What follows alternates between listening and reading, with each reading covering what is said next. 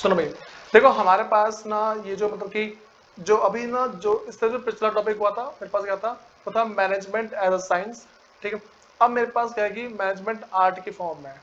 ठीक है, मतलब कि अब हम क्या है कि मैनेजमेंट को आर्ट से कंपेयर करेंगे। बात तो लगी। अब सुनो, सबसे पहले हम बात करते हैं भाई। देखो हमें ना पहले ये बात तो पता है, जैसे मैं तुमसे एक सिंपल सी बात बोलूं। देखो ये लाइन दिख रही है सबको, कह रहा है कला का अभिप्राय उपलब्ध ज्ञान के दक्षतापूर्ण सिद्धांत के प्रयोग से। भाई देखो इस लाइन का मतलब पता है arts refers to the practical application of existing knowledge है। ठीक है भाई, इसका मतलब मेरे पास इस लाइन का मतलब ये है, पहले हमें आर्ट्स का मतलब पता होना चाहिए, आर्ट होती क्या है। ठीक है भाई, आर्ट का मेरे पास मतलब नॉर्मल सा ये आ जाता है कि एक जो हमारे पास नॉलेज है, ठीक है, उस नॉलेज को अप्लाई करना। बात समझ आ रही है, मेरे पास नॉलेज है, उस नॉलेज को अप्लाई करना, कोई ज्ञान है। ठीक है भाई, मेरी जो पढ़ा रहा हूँ क्या है, कला ही तो है। ठीक है, मैं तुम्हें पढ़ा रहा हूँ और तुम्हें समझ में आ जा रहा है क्या है, कला है ये। ठीक है, तो मेरे पास जो पहले नॉलेज है, ठीक है, बात समझ आ रही है, जो मेरे पास नॉलेज है, अब क्या है कि मैं उसको एक तरीके से मान लो अप्लाई कर रहा हूँ। तो मैं कहूँ कला का अभिप्राय उपलब्ध ज्ञान के दक्षतापूर्ण सैद्धांतिक प्रयोग से है। ठीक, तो arts refers to the practical application of existing knowledge. जो मेरे पास नॉलेज है, ठीक है, जो नॉलेज मेरे पास है, हम उसके बेस पे, मैंने क्या बोला, जो नॉलेज है हम उसको प्रैक्टिकल एप्लीकेशन करते हैं। फिर उसके बाद कह रहा उदाहरण के लिए एक एक व्यक्ति इंजीनियरिंग की पढ़ाई पूरी करने के बाद किसी कंपनी में इंजीनियर के पद पर काम करता है, उसका इंजीनियर के रूप में काम करना कला है। सुनो, इंजीनियरिंग की उसने मान के चलो कि पढ़ाई करी, वो तो साइंस है। ठीक है, इंजीनियरिंग की पढ़ाई करी, जो पहले लोगों ने करी होगी वही करी होगी उसने। लेकिन अब मुझे एक बात बताओ, मैं तुमसे ऐसा कह रहा हूँ कि चार लोग हैं, चार दोस्त हैं, चारों ने सेम कॉलेज से इंजीनियरिंग की पढ़ाई करी है। ठीक है, मैंने क्या बोला, मेरे पास चार दोस्त हैं, चारों ने सेम कॉलेज से इंजीनियरिंग की पढ़ाई करी है। ठीक, अब पहले बताओ ये जो इंजीनियरिंग की पढ़ाई करी, साइंस है ये, सबको सेम पढ़ाया गया होगा ना, सबको डिट्टो पढ़ाया गया होगा। ऐसा तो है नहीं जैसे मान लो कि भाई तुम हो, ठीक है, मैं तुम्हें पढ़ा रहा हूँ, सबको सेम पढ़ा रहा हूँ, ऐसा ना इसको अलग पढ़ाया उसको अलग पढ़ाया, जिसको मतलब कि सबको अलग अलग पढ़ाया, ऐसा कुछ है नहीं।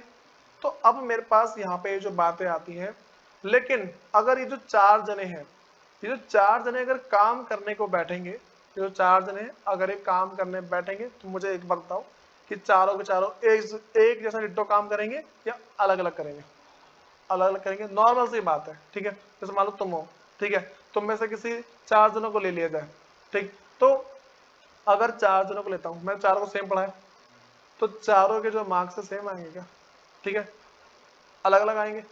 ठीक है, अब सुनो, तो अब ना मेरे पास हिंदी में और इंग्लिश में लिखा है कि art refers to the practical application of existing knowledge. जो मेरे पास नॉलेज है उसका प्रैक्टिकल एप्लीकेशन है। ठीक, उसके बाद for example when a person after completing the course of engineering, जब उसने अपना जो इंजीनियरिंग का कोर्स है उसको कंप्लीट कर लिया, start working as an engineer, working as an engineer is a companies work, भाई इन अ कंपनी है। ठीक है, वो in a company his work is known as art. ठीक है, हमें क्या ध्यान रखकर चलना है भाई। अच्छा, यहाँ पे जो तुम्हारा देखो लाइन दिख रही होगी, मतलब वर्किंग एज ए, भाई मीनिंग में स्टार्टिंग में, ठीक है, बॉक्स के अंदर नहीं होगा वो। तो यहाँ पे क्या है कि working as an engineer in a company his work is known as art. ठीक है, तो वो किसी कंपनी के अंदर जो काम कर रहा है ना, वो क्या भाई एक टाइप का आर्ट है। बात तो लगी, किसी कंपनी के अंदर काम करना क्या है, एक आर्ट है, कला है। ठीक, टूल किट नंबर 5 से निकाल लो। ठीक है, उसमें लिखा है कला का अर्थ, देखिए मेरे पास जो मीनिंग ऑफ आर्ट है, पहले हिंदी में, कला का अभिप्राय उपलब्ध ज्ञान के दक्षतापूर्ण सैद्धांतिक प्रयोग से। भाई इस बात को बता चुका हूँ, कला का मतलब क्या होता है, जो मेरे पास ज्ञान पहले से उपलब्ध है। जैसे इंजीनियरिंग में मेरे पास इंजीनियर का ज्ञान है, ठीक है, अब उसका दक्षतापूर्ण उपयोग करना है, टूल किट के अंदर है। ठीक है, टूल किट नंबर 5 के अंदर है, ये बात पता लगी। मेरे पास जो ज्ञान पहले से ही है उसका मेरे को दक्षतापूर्ण प्रयोग करना है। इंग्लिश में क्या लिखा है कि भाई art refers to the practical application. क्या भाई मेरे पास ये प्रैक्टिकल एप्लीकेशन है। देखो एक होता है थ्योरी, थ्योरी तो मैं पढ़ता हूँ ना, थ्योरी हमने कॉलेज में पढ़ी होगी, और उसका प्रैक्टिकल एप्लीकेशन होता है। तो वही है, art refers to the practical application of existing knowledge skilfully. ठीक है, अपनी स्किल का पूरा पूरा यूज करके किसी भी एक नॉलेज को हम प्रैक्टिकली जो अप्लाई करते हैं ना, हम उसको आर्ट बोलते हैं। ठीक, अब मैं तुम्हें दोनों में एक बार हल्का सा कंपेयर करके बता रहा हूँ कि टूल किट नंबर 6 निकालो, ठीक है। उसमें लिखा हुआ है विज्ञान एवं कला मेरे पास है, साइंस एंड आर्ट है, हम इन दोनों कंपेयर कर रहे हैं। फिर कि सरल शब्दों में कहा जा सकता है कि किसी विषय की जानकारी प्राप्त करना विज्ञान है। किसी भी चीज के बारे में पढ़ना क्या मेरे पास एक विज्ञान है। कोई सा भी तुम नॉलेज पढ़ लो वो क्या मेरे पास विज्ञान है। लेकिन उसका एप्लीकेशन, उसकी एप्लीकेशन, जो जानकारी तुमने प्राप्त कर ली है उसका उपयोग करना, ठीक है, किस तरीके से उसका उपयोग किया जाएगा, मेरे पास क्या भाई वो आर्ट है। बात तो लगी। देखो मैंने क्या बोला कि किसी भी प्रकार का अध्ययन करना, किसी प्रकार की स्टडी करना मेरे पास एक साइंस है, लेकिन उसका एप्लीकेशन आर्ट है, ठीक है। बात तो लगी। मेरे पास मैं कोई सा ज्ञान प्राप्त कर रहा हूँ, कोई सी जानकारी प्राप्त कर रहा हूँ, वो विज्ञान है और उसका प्रयोग करना कला है, ठीक है। तो वही लिखा है। और प्राप्त जानकारी का प्रयोग प्राप्त जानकारी का प्रयोग में लाना मेरे पास क्या भाई कला है, ठीक है। तो ये बात तो लग गई दोनों कि साइंस क्या है और मेरे पास क्या आर्ट क्या है। उदाहरण के लिए एक भाई वही मेरे पास इंजीनियर वाला एग्जांपल है, ठीक है। जो मेरे पास क्या है इंजीनियर वाला एग्जांपल है, नॉर्मल ध्यान रख के चला, पढ़ाई करी उसने तो वो साइंस है और उसका एप्लीकेशन वो आर्ट है, ठीक है। इंग्लिश में क्या लिखा है देख लो एक बार। In simple words it can be said that, हम इसको बोल सकते हैं to get information about a subject is science. किसी भी सब्जेक्ट के बारे में इंफॉर्मेशन प्राप्त करना क्या भाई मेरे पास साइंस है। एंड पुटिंग दैट इंफॉर्मेशन, ठीक है, उस इंफॉर्मेशन को पुट करना to practical is an art, ठीक है। और उसी इंफॉर्मेशन को हमें क्या है कि भाई पुट करना मेरे पास वो आर्ट कहलाता है। For example studying engineering is a science and after studying working as an engineer is an art, ठीक है। ये बातें पता लगी, इसमें दिक्कत तो नहीं है। किसी भी चीज का ज्ञान प्राप्त करना साइंस है, उसकी जो प्रैक्टिकल एप्लीकेशन है उसको जो हम अप्लाई कर रहे हैं मेरे पास क्या है वो, ठीक है। बात लगी आर्ट है कला है। सुनो अब हम बात करते हैं जो मेरे पास है characteristics of art and their application in management है, मतलब कि वही जो तुम्हारे पास बॉक्स है ना वो निकाल लो। कला के लक्षण और प्रबंध में उनका प्रयोग है, ठीक भाई। वैसे अगर ना किसी को मतलब कि पूरे नोट्स वगैरह चाहिए ना इस वीडियो में से कर सकता है वो, ठीक है। वीडियो को बाद देख लेना, भले स्क्रीनशॉट वगैरह ले लेना। वैसे वीडियो में मैंने ना जहां तक है जितना बेटर हो सकता है उतना बेटर किया मैंने, वो बोरिंग सा नहीं बनाया, बस पढ़ोगे साथ साथ समझ में आ जाएगा, ठीक है। सुनो तो मेरे पास क्या भाई पहले मेरे पास है सैद्धांतिक ज्ञान का होना। पहले मैंने क्या बताया, जब हम क्या पढ़ रहे हैं भाई characteristics of arts and their application in management. हम ना जो मेरे पास आर्ट्स है उसके कैरेक्टरिस्टिक्स पढ़ेंगे, फिर उसको कंपेयर करेंगे मैनेजमेंट के साथ, ठीक है। तो सुनो भाई मतलब कि नॉर्मल सी बात बोलूं, हम जो मेरे पास पहले कला के बारे में पढ़ेंगे, फिर उसको ना कंपेयर करेंगे, ठीक है, उनको मान लो तुलना करेंगे मैनेजमेंट के साथ। तो पहले मेरे पास है सैद्धांतिक ज्ञान का होना, ठीक है। तो मेरे पास क्या रही मतलब कि जो है इंग्लिश में एग्जिस्टेंस ऑफ थ्योरेटिकल नॉलेज। भाई बताओ सबसे पहली बात, आर्ट के अंदर बिना थ्योरेटिकल नॉलेज के तुम प्रैक्टिकल नहीं कर सकते, सबको पता है। कुछ कुछ केस में कर सकते हैं, ठीक है, लेकिन उसमें थ्योरेटिकल नॉलेज चाहिए होती है।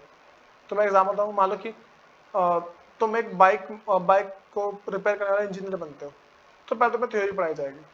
थ्योरी तुम्हें दो तरीके से पढ़ाई जा सकती है, रिटन और ओरली। ये तो होता है ना, मान लो तुम्हें किसी ऐसे अंचर पंचर दुकान में काम कर लेंगे, पहले तुम्हें बताएगा बेटा पंचर ऐसे लगाते हैं, ये तो बताएगा तुम्हें पंचर घिस के लगाते हैं इसको, ठीक है। तो ये बात है, सीखो वैसे पंचर लगाना भी ठीक है। ट्यूशन में एक लड़का आता है आकाश नाम का। सुनो भाई मैंने बोला कला हमेशा सिद्धांतिक ज्ञान पर आधारित होती है।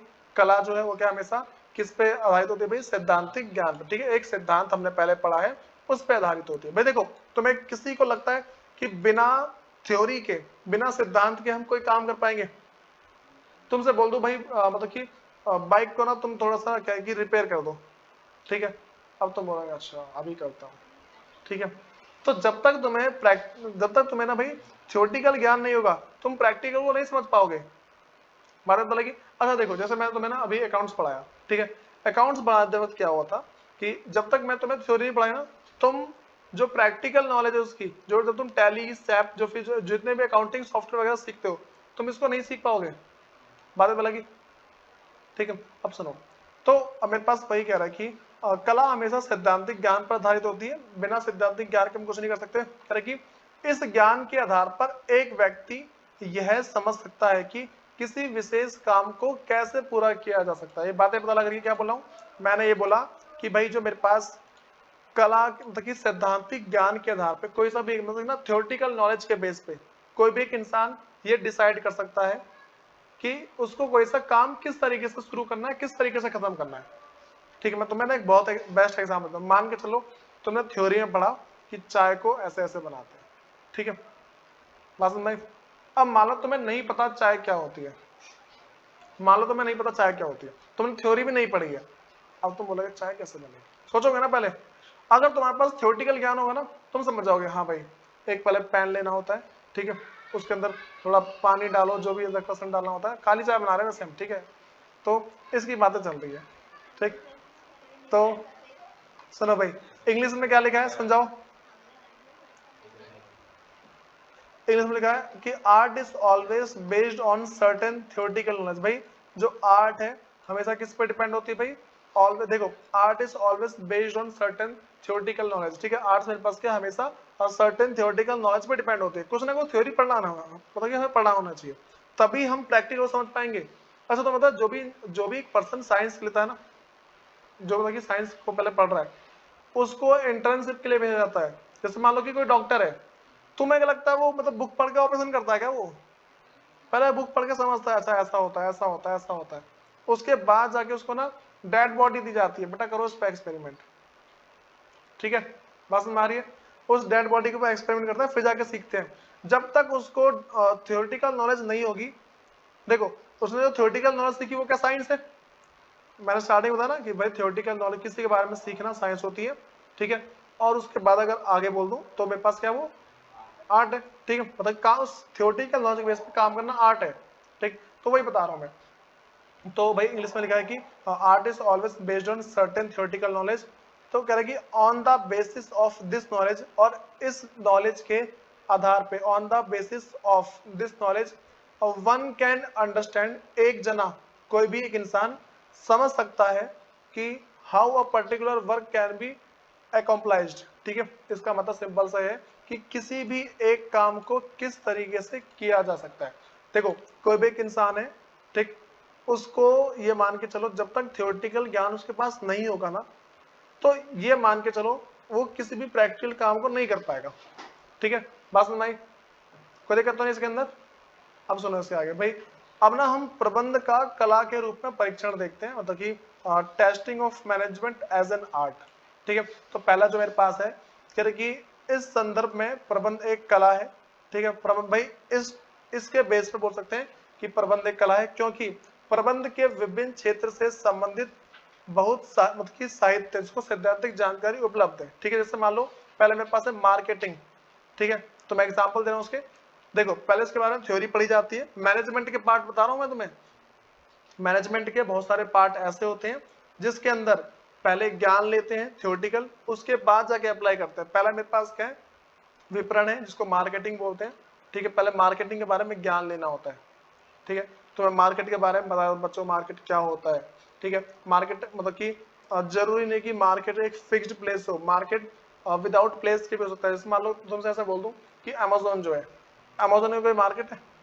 जंगल जरूर है अमेजोन का, ठीक है। तो अमेजोन मार्केट नहीं, ऑनलाइन है वो, ऑनलाइन कोई जगह थोड़ी ना उसका। कोई ऐसा बोलता है आज मैं अमेजोन मार्केट गया था, कोई बोलता है ऐसा? कोई नहीं बोलता, ठीक है। तो ये क्या भाई, मार्केट तो है लेकिन ऑनलाइन बेस पे है। तो मोबाइल खोलेगा, मैं अमेजोन के मार्केट में घूम रहा हूँ, मोबाइल पे तो बोलेगा, ठीक है, घर में बैठा रहता है। तो पहला बता दें मैंने, विपणन जो मार्केटिंग है। दूसरा मेरे पास है वित्त, जिसको बोलते हैं फाइनेंस। भाई मुझे बताओ कि जो फाइनेंस जब भी कोई पढ़ता है ना, ठीक है, अच्छा फाइनेंस छोड़ो, हम ना अकाउंट्स की बात कर देते हैं। अकाउंट्स के अंदर ना मतलब फाइनेंस अकाउंट के अंदर ही आता है ना, नॉर्मल सी बात है, ठीक है। तो पहले हम अकाउंट्स का ना ज्ञान लेते हैं, पहले थ्योरेटिकल नॉलेज पढ़ते हैं। तो मैं याद है जब मैं तुम्हें 11th में अकाउंटेंसी पढ़ाई थी, तो स्टार्टिंग में क्या कहा था, ठीक है। तो पहले मैं तुम्हें बहुत सारी थ्योरी वगैरह पढ़ाई थी बहुत अच्छे से, बच्चों ऐसा होता है, ऐसा होता है, ऐसा होता है। उसके बाद ना थोड़ा बहुत तुम्हें प्रैक्टिकल क्वेश्चन पे लेके आया था। बिना थ्योरेटिकल नॉलेज के हम प्रैक्टिकल क्वेश्चन पहन सकते हैं, नॉर्मल सी बात है। और उस चीज को लाइफ में अप्लाई करने के लिए हमें सॉफ्टवेयर को सीखना पड़ता है, वो भी मेरे पास क्या है, एक तरीके से बोल सकते हैं भाई, ठीक है। अब सुनो, तो ये वाली बात बताइए, पहले हमें पढ़ना होता है, उसके बाद करते हैं फिर।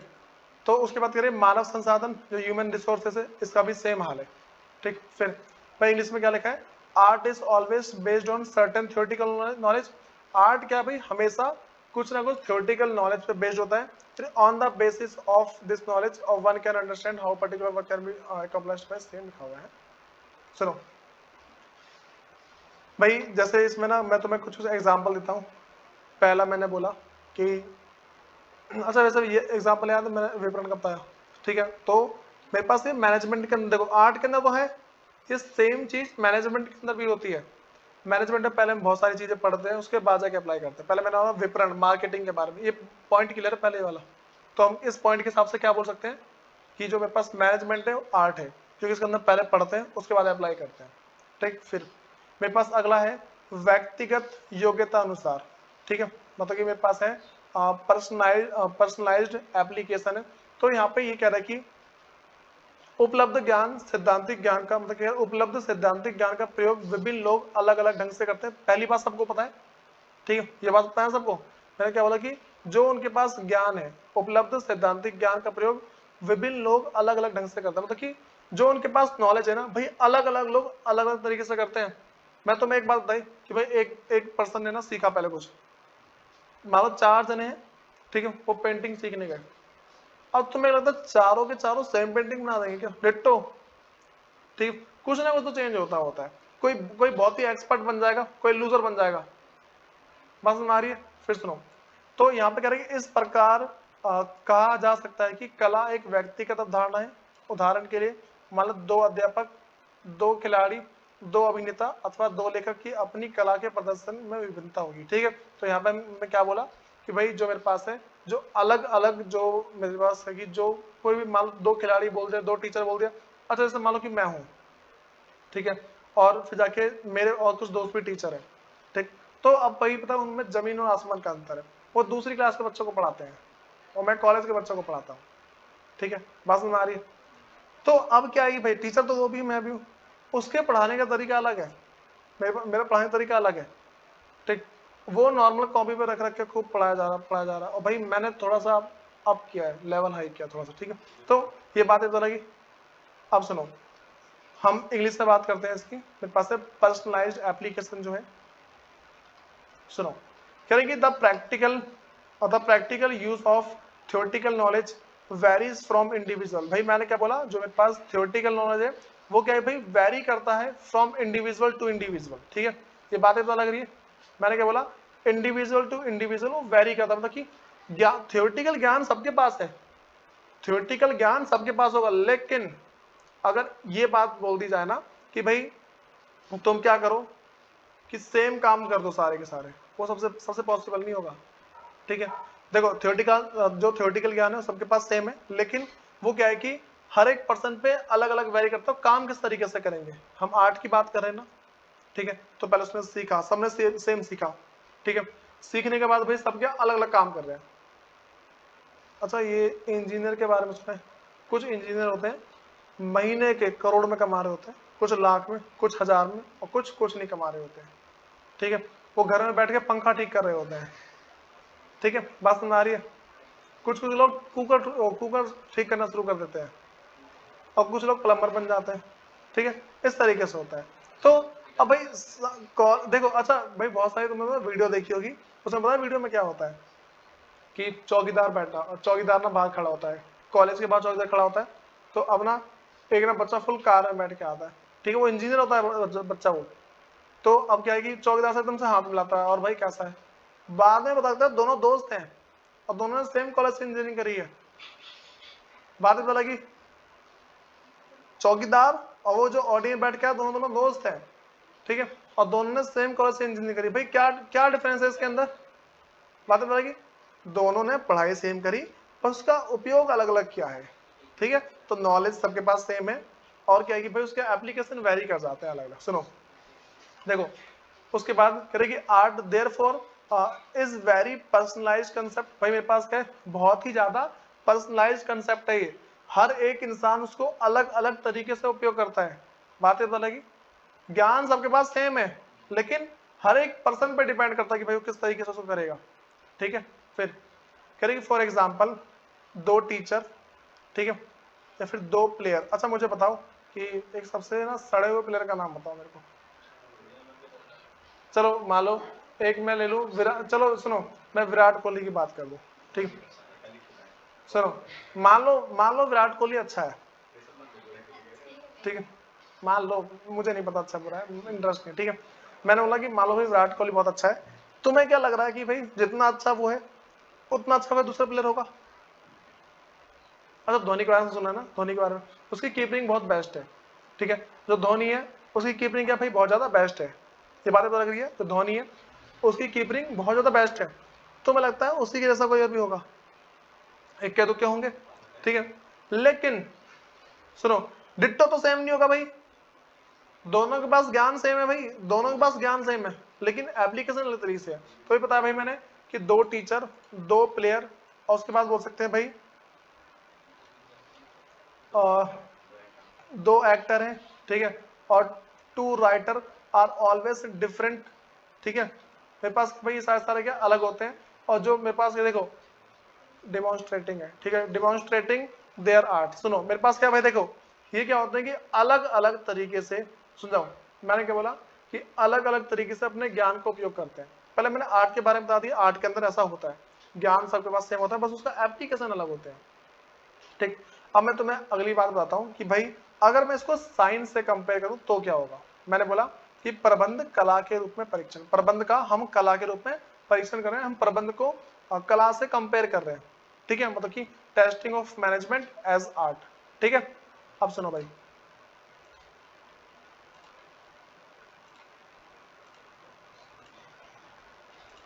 सुनो तो मैंने बताया भाई कि प्रबंधक भी, भाई जो मैनेजर होते हैं, प्रबंधक भी प्रबंध के सैद्धांतिक ज्ञान को अपनी रचनात्मक के आधार पर, भाई जो मेरे पास क्या है कि जो प्रबंधक होते हैं ना, अच्छा मुझे बताओ भाई सारे के सारे मैनेजर सेम होते हैं क्या?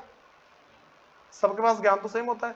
मान के चलो कि एक ना मैनेजमेंट का कॉलेज है, ठीक है, उसी कॉलेज में पढ़े हुए मान लो 1200 बच्चे हैं, तुम्हें लगता है सारे के सारे 1200 बच्चे 5 स्टार होटल के अंदर मैनेजर बन जाएंगे?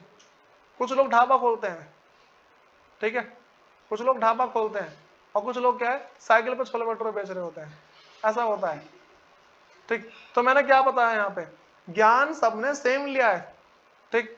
कुछ ढाबा खोले बैठे हैं, कुछ 5 स्टार में, 2 स्टार, 3 स्टार, ठीक। बातें तो लगी। अब सुनो, तो वही कह रहा है कि सुनो एक मिनट, मैंने बोला प्रबंध के सैद्धांतिक ज्ञान को अपनी रचनात्मकता के आधार पर, उनकी जो अपनी रचनात्मकता के आधार पर भिन्न प्रकार से प्रयोग करते हैं, ठीक है, अलग अलग प्रकार से उसका प्रयोग किया जाता है।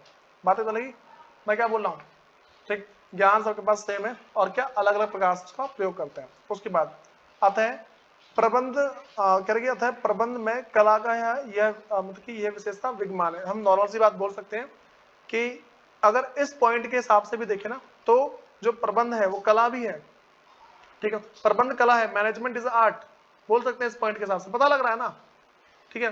कला देखो, कला के अंदर क्या होता है भाई, ज्ञान सबके पास सेम होता है, बस काम अलग अलग करते हैं। तो मैनेजमेंट के अंदर भी सेम होता है, हर एक जना मैनेजर है, मान लो कि 100 मैनेजर है, सारे के सारे एक जैसे नहीं होते, ठीक है। एक जना बोलेगा मैं ढाबे का मैनेजर हूँ, ठीक है, एक बोलेगा मैं 5 स्टार का हूँ, ठीक, और कुछ जना टपली चला रहे होते हैं, ठीक है, तो वहां के मैनेजर होते हैं।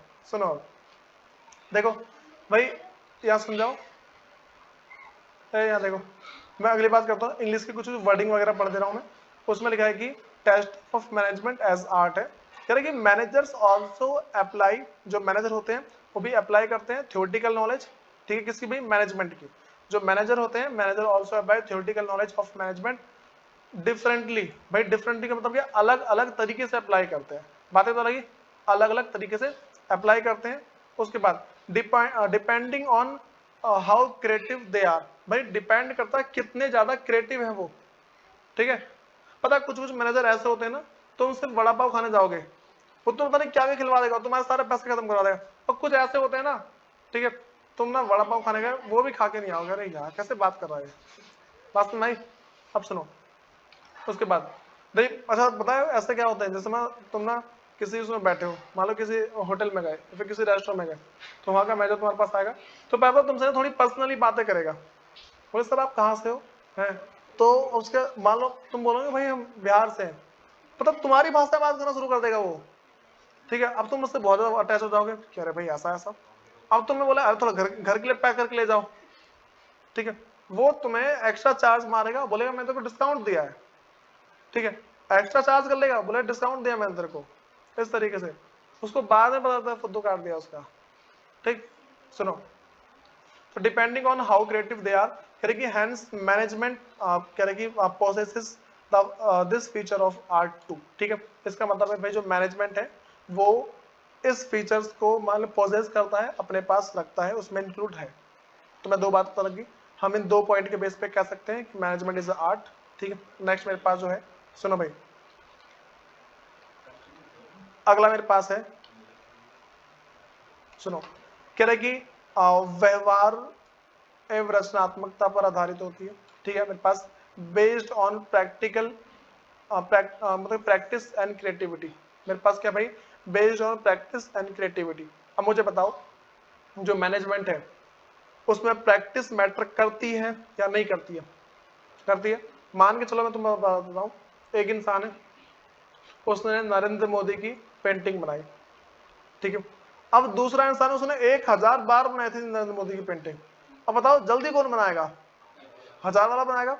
तो प्रैक्टिस मैटर करती है ना, ठीक है। अब सुनो, तो यहाँ पे कह रहे कि कला में, सुनो देखो भाई, कह रहे कि कला में विशेषज्ञता प्राप्त करने के लिए, मतलब कि कला में अगर तुम्हें एकदम स्पेशलिस्ट होना है ना, अगर हम आर्ट की बात कर दे, अगर तुम्हें स्पेशलिस्ट होना है तो सैद्धांतिक ज्ञान का लगातार व रचनात्मक अभ्यास करना जरूरी है।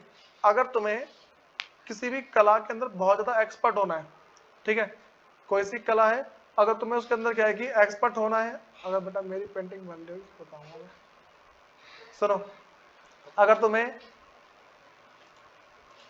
एक वो ऐसा हो जाता है ना कि हम बोलते हैं ये पेंटर है, हाँ ठीक है, और वो हम लोग कोई सी मूवी चल रही होती है ना, हमें हमें क्या है कि उसी मूवी का बच्चे नहीं तो उसी मूवी का एक्ट करना शुरू कर देते हैं कि वही कर रहा। सुनो भाई, देखो, अरे समझो, यह देखो, मैंने क्या बोला भाई कि जो प्रबंध, अरे यार बात में आगे, पहले मैंने क्या बताया कि प्रबंध के अंदर क्या होता है, समझाओ, मैंने क्या बोला, प्रबंध के अंदर मेरे पास ऐसा होता है कि तुम्हारे पास ना जितना, मतलब कि तुम जितनी ज्यादा प्रैक्टिस करते हो तुम उतने ही ज्यादा स्पेशलिस्ट बन जाते हो, ठीक है। इंग्लिश में क्या लाइन लिखी है, art to get perfection in art, अगर तुम्हें आर्ट के अंदर एकदम परफेक्ट होना है, परफेक्शन पानी है, कह रहे कि कंटिन्यूस, और यार continuous and creative practice of theoretical knowledge is must, ये पता नहीं कैसा कैसा जे सी लिखा हुआ बीच में, सुनो, तो ये वाली बातें पता बात मैं क्या बोल रहा हूँ मैं, इस बस मैंने बताया, अगर तुम्हें आर्ट के अंदर परफेक्ट होना है ना, ठीक है, तो उस चीज के लिए भाई तुम्हें बहुत ज्यादा क्रिएटिव होना पड़ेगा, ठीक है, तुम्हें मतलब कि बहुत ज्यादा प्रैक्टिस करनी पड़ेगी, नॉर्मल सी बात है, जितनी ज्यादा प्रैक्टिस करोगे तो उतनी ज्यादा क्रिएटिव हो जाओगे, नॉर्मल सी बात बता सबको। जैसे मान लो कि एक बॉलर है, ठीक है, एक मान लो दो बॉलर है, एक बॉलर ने क्या किया, सिर्फ दिन में 10 बार बॉल फेंकता है, बोलता है हाँ ठीक है मैं मैच खेलूंगा। अब एक है वो 10,000 बार बॉल फेंक रहा दिन में, अब बताओ जो 10,000 बार फेंक रहा होगा उसने कितनी प्रैक्टिस करी है, ठीक है, बात सुना रही।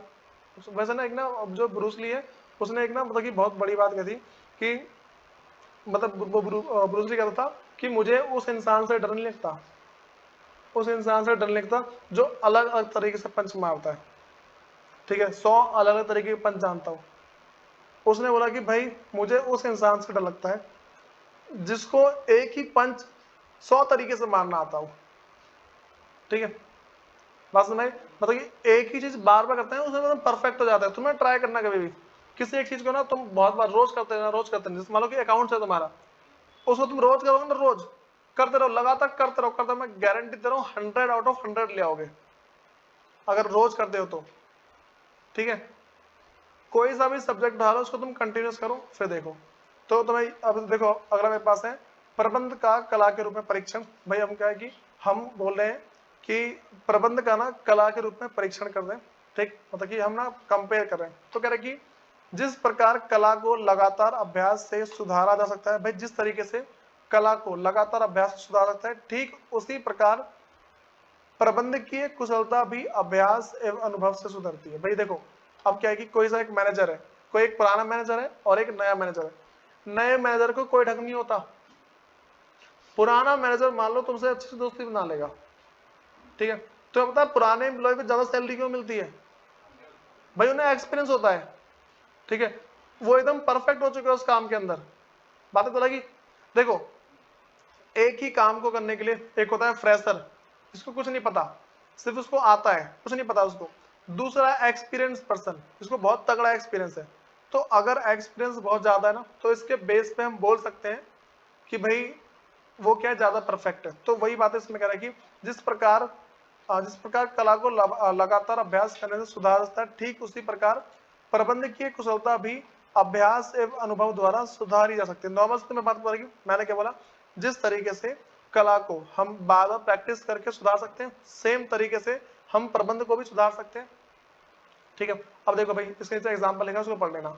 अब देखो कह रहे कि यहाँ पे मेरे पास testing of management as art, कह रहे कि just as art can embezzled, भाई हमारे पास क्या है, इम्बेजलाइज्ड है, ठीक है, embezzled with the help of practice, भाई वैसे ना इसको इम्प्रूव भी बोल सकते हैं, ठीक है, improve with the help of practice. In the same way managerial skill also improve with the practice, ठीक है। देखो जिस तरीके से ना जो आर्ट है उसकी प्रैक्टिस बार बार कर करके हम क्या है कि परफेक्शन पा सकते हैं, सेम वे में उसी सेम तरीके से हम अगर मैनेजमेंट की प्रैक्टिस बार बार करें तो उसमें भी परफेक्शन हो सकते हैं। तीनों पॉइंट मैच करा दिए, तीनों पॉइंट मैच है ना, हम क्या बोल सकते हैं इसके बेस पे, हमारा कंक्लूजन क्या निकलेगा कि on the basis of about 3 point we can conclude that the management is an art, ठीक है। ये बातें पता लगी। इस 3 पॉइंट की वजह से बोल सकते हैं, हिंदी में क्या बोलेंगे कि उपरोक्त तीनों, मतलब कि भाई तीनों पॉइंट के नाम लिखने हैं, तो अबाउट 3 लिख दो, तीनों पॉइंट के नाम लिखने हैं, ठीक है, कि उपरोक्त तीनों बिंदु की सहायता से हम बोल सकते हैं कि जो मेरे पास प्रबंध है वह एक कला है। ये वाली बातें तो लगी। भाई देखो तुम्हें इतना पता होना चाहिए कम से कम, ठीक है। 2 बता दिया मैंने, साइंस वाला बता दिया और आर्ट वाला बता दिया। मेरे पास एक अगला बच रहा है जो मेरे पास प्रोफेशन है, उसको एक बार नेक्स्ट क्लास में करते हैं, ठीक है। एक बार उसको देख लेना थोड़ा, और भाई थोड़ा देखना वीडियो से नोट्स बना लेना, बहुत ज्यादा फायदे में रहोगे, ठीक है। जितना इतना मैं हाईलाइट करता हूँ ना उतना तो इतने चलोगे, बहुत ज्यादा मजेदार रहेगा, ठीक है।